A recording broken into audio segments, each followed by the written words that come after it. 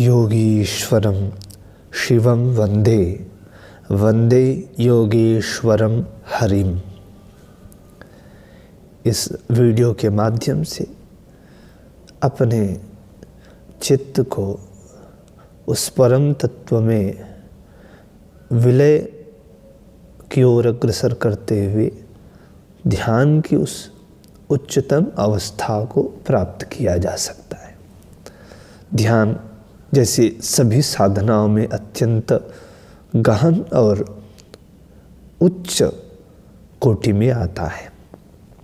अभेद ध्यान के लिए कुछ इस तरह से हम सभी अभ्यास कर सकते हैं। ध्यान की विधा में जो भी सामान्य स्थितियां हैं, आसन इत्यादि की, कैसे बैठना है, कहाँ बैठना है, उन विषयों में हमने कई बार विचार किया है। अब सीधे हम अभेद ध्यान की ओर अग्रसर होते हैं क्रिया पर।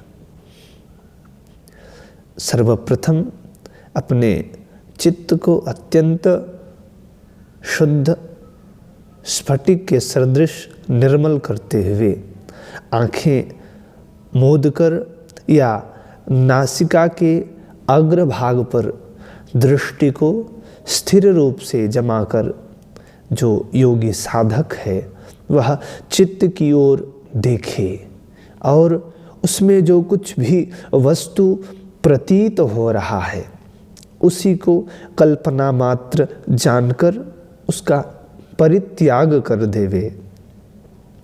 इस प्रकार जब चित्त में स्फुरित प्रत्येक वस्तु का त्याग वह करते करते शरीर, इंद्रिय, मन और बुद्धि की भी सत्ता जब अवशेष न रहे, उसको भी धीरे धीरे समाप्त कर दे।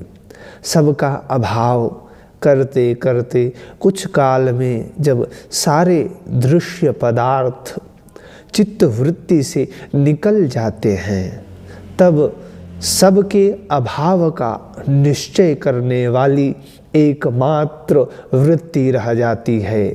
यही शुभ और शुद्ध वृत्ति है और सब दृश्य प्रपंच का अभाव करने के बाद यह स्वयं भी शांत स्थिर हो जाती है। फिर त्याग, त्यागी या त्याज्य वस्तु कुछ भी नहीं रह जाता अवशेष। इसके बाद जो कुछ बचा रहता है वही चेतन घन परमात्म परब्रह्म तत्व है। वह असीम है, वह अनंत है, वह निष्कल है, निरंजन है, सर्वातीत है और उसी ने सब दृष्टा और भोक्ता वृत्तियों को ग्रस लिया है और अब वह उपाधिहीन अकेला ही सर्वत्र परिपूर्ण हो रहा है। यह सर्वत्र भाव भी उसी में कल्पित है।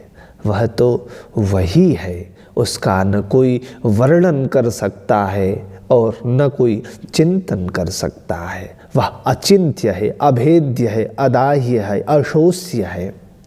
इस प्रकार विचार पूर्वक दृश्य प्रपंच का अभाव करके अभाव करने वाली वृत्ति का भी परमात्मा में लय कर देना चाहिए।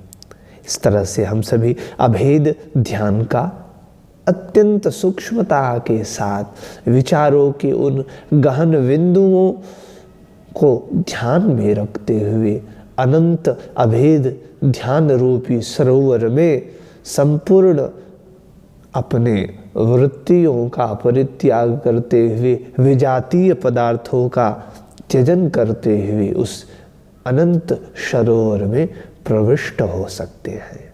नमो नमः।